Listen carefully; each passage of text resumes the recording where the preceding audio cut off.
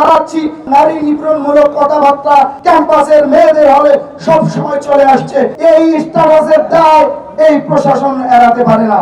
নারী নির্যাতনকারীর বিপক্ষে আমরা দাঁড়াতে পারছি না। আমরা কোথায় যাব?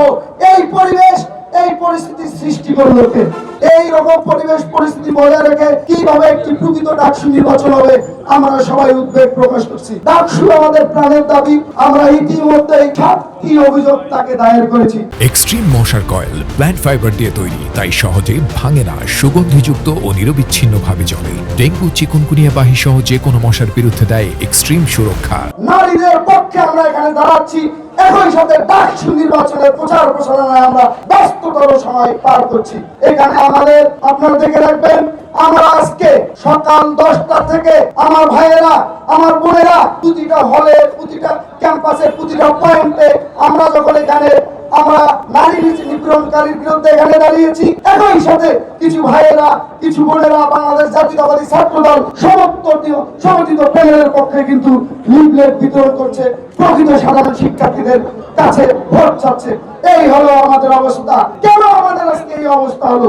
আমরা বাংলাদেশ জাতীয়তাবাদী ছাত্রদল সব সময় বলে আসছি, 5 আগস্ট পরবর্তী সময়ে বাংলাদেশের সর্বোচ্চ বিদ্যাপীঠ ঢাকা বিশ্ববিদ্যালয় ক্যাম্পাসে যে প্রশাসন নিয়োগ হয়েছে, সেই প্রশাসনকে আমরা সব সময় সহযোগিতা করে এসেছি এবং সেই প্রশাসনকে দৃশ্যমান পদক্ষেপ নেওয়ার জন্য বারবার স্মারকলিপি প্রদান করছি।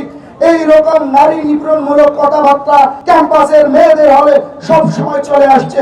আমরা একের পর এক স্মারকলিপি দিয়েছি, কিন্তু এই প্রশাসন দৃশ্যমান কোনো পদক্ষেপ নেয়নি। জন্য আজকে আলী হোসেন গণধর্ষণের পদযাত্রার হুমকি দিয়েছে একজন ডাকসু নির্বাচনে অংশগ্রহণকারী নারী শিক্ষার্থীদের উপর। এই স্ট্যাটাসের দায় এই প্রশাসন এড়াতে পারে না। একই সাথে আমাদের প্রকৃত শিক্ষার্থীদের গাড়ে গাড়ে বসতে হচ্ছে আমাদের পক্ষে ভোট চাওয়ার জন্য।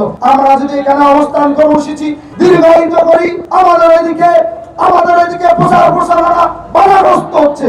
আবার এদিক যদি আমরা প্রচার প্রসারণায় ব্যস্ত হয়ে পড়ি, তাহলে আমাদের নারী নিপীড়নকারী, নারী নির্যাতনকারীর বিপক্ষে আমরা দাঁড়াতে পারছি না। আমরা কোথায় যাব? এই পরিবেশ, এই পরিস্থিতি সৃষ্টি করলো কে? অবশ্যই এই 36 পৃষ্ঠা সম্বলিত ভিসি মাননীয় নিয়াজ আহমেদ খান। তাকে আমরা বারবার বলে আসছি, স্যার, আমাদের নারী নেত্রীরা, আমাদের সচেতন শিক্ষার্থীরা বারবার সাইবার বুলিংয়ের শিকার হচ্ছে। শিক্ষার্থী সংসদ 1 এবং শিক্ষার্থী সংসদ 2 এই গ্রুপগুলোতে নারীদেরকে যেভাবে হেনস্থা করা, যেভাবে সাইবার বুলিং করা, আমরা সেই অভিযোগপত্র বারবার এই প্রশাসনকে দিয়েছি, কিন্তু দৃশ্যমান কোনো পদক্ষেপ গ্রহণ করেনি। আমরা কালকে দেখতে পেলাম এই বিশ্ববিদ্যালয় প্রশাসনের সার্বিক নিরাপত্তার দায়িত্বে থাকেন মাননীয় প্রক্টর মহোদয়। তিনি হেঁটে বেড়াচ্ছেন। তার কাজ কি?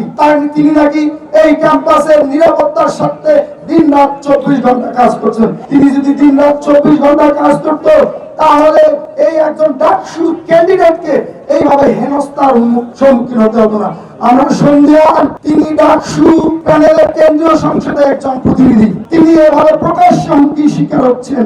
অন্য স্বতন্ত্র প্যানেলে যে বোনেরা আমার নির্বাচনে অংশগ্রহণ করছে, তাদের মনের অবস্থাটা বুঝুন। এই রকম পরিবেশ পরিস্থিতি বজায় রেখে কিভাবে একটি প্রকৃত ডাকসু নির্বাচন হবে, আমরা সবাই উদ্বেগ প্রকাশ করছি। আপনাদের অনুরোধ করব, আপনারা আমাদের পক্ষে সবসময় অবস্থান নেবেন। আমরা প্রকৃত সাধারণ শিক্ষার্থীদের সবসময় দাবির পক্ষে আমরা অবস্থান করি। আমরা একই সাথে ডাকসু আমাদের প্রাণের দাবি। সেই দাবিকে কিভাবে বাস্তবায়ন করা যায়, সেই দাবি, সেই লক্ষ্য উদ্দেশ্য হাসিলের লক্ষ্যে আমরা বাংলাদেশ জাতীয়তাবাদী ছাত্রদল এখন পর্যন্ত অত্যন্ত সহিষ্ণু এবং ধৈর্যের সহিত আমাদের প্রচার প্রচারণা চালিয়ে যাচ্ছি।